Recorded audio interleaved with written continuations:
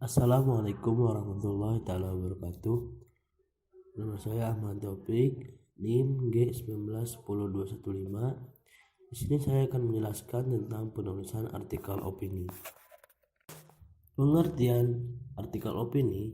Artikel adalah tulisan lepas berisi opini seseorang yang mengupas tuntas suatu masalah tertentu yang sifatnya aktual dan atau kontroversial dengan tujuan untuk memberitahu, memengaruhi, dan meyakinkan atau menghibur khalayak pembaca. Kenapa artikel opini disebut tulisan lepas? Karena siapapun boleh menulis artikel dengan topik bebas sesuai dengan minat dan keahliannya masing-masing. Artikel yang ditulis tersebut tidak terikat dengan berita atau laporan tertentu. Ditulisnya pun boleh kapan saja, di mana saja, dan oleh siapa saja. Namun perlu menyesuaikan dengan isu atau pemberitaan fenomenal sebagai topik opini agar dapat diangkat dalam media massa. 2. Mengandung gagasan aktual atau kontroversial. Hendaknya mengandung gagasan aktual, kontroversial, atau keduanya. Gagasan aktual berarti gagasan yang sifatnya baru, belum banyak ditulis, diketahui, atau dibicarakan orang. Sesuatu yang berada di luar batas yang biasa atau yang lazim. Artikel harusnya menghindari gagasan using atau sesuatu yang datar-datar saja dan monoton. Sesuatu yang using, datar, dan monoton pasti tidak akan laku dijual, tidak akan dilirik serta diperhatikan pembaca. Hanya gagasan yang baru, segar, yang diasumsikan memberikan alternatif serta nilai manfaat tinggi bagi masyarakat yang akan diperhatikan, dibicarakan, dan dijadikan rujukan. 3. Menyangkut kepentingan sebagian besar khalayak pembaca. Seorang penulis artikel opini tidak boleh asik sendiri. Artikel yang ditulisnya harusnya memberikan lebih banyak manfaat bagi kepentingan mayoritas masyarakat, sesuai dengan pangsa pasar surat kabar atau majalah yang memuat artikel tersebut.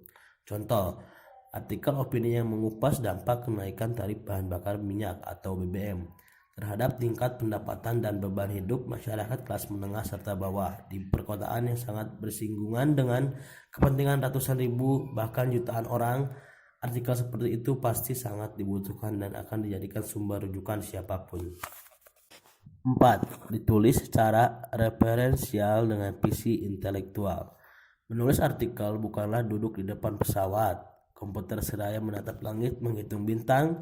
Artikel bukanlah karya fiksi seperti halnya cerita pendek yang lebih banyak mengandalkan imajinasi. Artikel adalah karya non-fiksi yang bertumpu pada dunia kognisi. Suatu artikel lahir dari proses kreatif intelektual seseorang. Sebagai karya intelektual, seseorang artikel apapun yang ditulis harus didukung oleh seperangkat bacaan, pengetahuan, dan teori yang relevan. Bacaan, pengetahuan, dan teori yang relevan bisa didapat dari surat kabar, majalah, jurnal, hasil-hasil penelitian skripsi, disertai buku dan internet. 5. Disajikan dalam bahasa sederhana, jelas, menarik, hidup, segar, populer, komunikatif. Artikel konsumsi surat kabar dan atau majalah harus tunduk kepada bahasa jurnalistik. Bahasa jurnalistik adalah salah satu ragam bahasa yang lazim ditemui dan digunakan dalam pers. Ciri-ciri utama bahasa jurnalistik: sederhana, jelas, lugas, singkat, menarik, segar, ringan, dicerna, gampang diingat, mudah dimengerti dan dipahami arti, maksud, serta arahannya. 6. Singkat dan tuntas. Secara filosofis, singkat artinya tidak bertele-tele, tidak mendayu-dayu dan berputar-putar, tidak mengenai pembaca, tidak membuang-buang waktu yang sangat berharga bagi siapapun. Jadi tulislah secara singkat langsung pada pokok persoalan. Secara teknis, singkat berarti disesuaikan dengan kafling atau ruang yang tersedia, yang untuk setiap surat kabar relatif berbeda. Tuntas artinya tidak tersambung ke edisi berikutnya, boleh saja bersambung ke halaman lain namun masih tetap dalam edisi sama.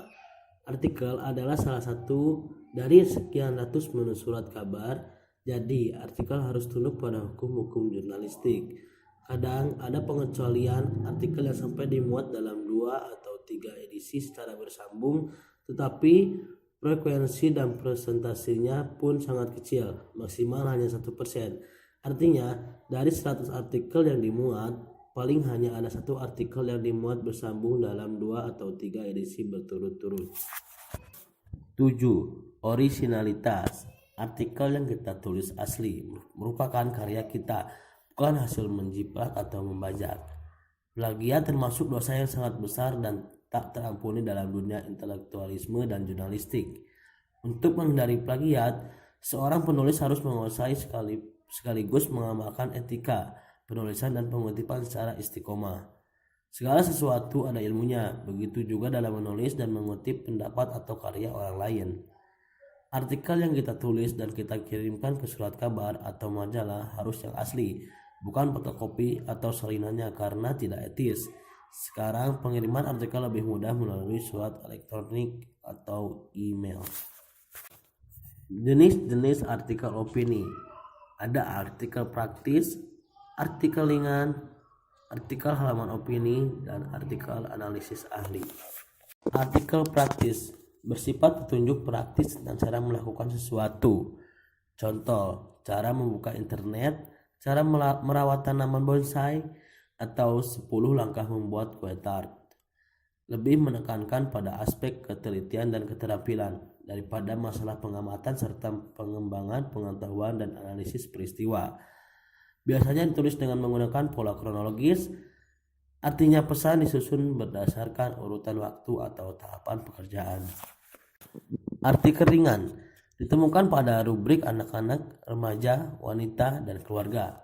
Lebih banyak mengangkat topik bahasan yang ringan dengan cara penyajian yang ringan pula, tidak menguras pikiran kita. Untuk menerima atau mencernanya, kita sebagai pembaca tidak memerlukan persiapan dan perhatian secara khusus. Siapapun pembacanya tidak perlu mengerutkan dahi, berpikir lebih keras, menganalisis lebih tajam, atau membuatnya secara akademis. Halaman opini. Harap dipahami terlebih dahulu, semua artikel termasuk opini, sifatnya sebagai pandangan subjektif. Berbeda dengan berita sebagai pandangan. Artikel halaman opini. Harap dipahami terlebih dahulu semua artikel termasuk opini, sifatnya sebagai pandangan subjektif. Berbeda dengan berita sebagai fakta objektif. Artikel opini lazim ditemukan pada halaman khusus opini bersama tulisan opini yang lain seperti karikatur, tajuk rencana, surat pembaca, dan lain-lain. Artikel opini mengupas suatu masalah secara serius dan tuntas dengan merujuk pada pendekatan analitis akademis. Artikel opini kerap ditulis oleh mereka yang memiliki latar belakang pendidikan, pengetahuan, keahlian, atau pengalaman memadai di bidangnya masing-masing. Artikel analisis ahli biasanya ditemukan pada halaman muka, halaman berita, atau halaman dan rubrik-rubrik khusus tertentu. Ditulis oleh ahli atau pakar di bidangnya dalam bahasa yang populer dan komunikatif. Mengupas secara tajam dalam mendalam suatu persoalan yang terjadi sorotan dan bahan pembicaraan hangat masyarakat. Topik yang diangkat bervariasi seperti politik, ekonomi, pendidikan, agama budaya, iptek, industri. Beberapa surat kabar di Indonesia menyediakan ruang khusus untuk artikel analisis ahli dalam halaman-halaman berita atau halaman-halaman dan rubrik khusus tertentu. Tujuannya mendekatkan pokok masalah yang sedang disorot dalam berita sebagai suatu persoalan yang mengandung pertanyaan dengan tinjauan pakar di bidang yang sama, yang memberikan penjelasan dan jawaban kepada siding pembaca. Sebagai pembaca, tidak hanya membaca berita yang memberikan pengetahuan, tetapi sekaligus juga mengikuti jalan pikiran dan temuan pakar yang memberikan panduan serta kesimpulan tentang apa yang seharusnya kita lakukan. Sekian dan terima kasih. Wabillahi taufiq wal hidayah. Wassalamualaikum warahmatullahi wabarakatuh.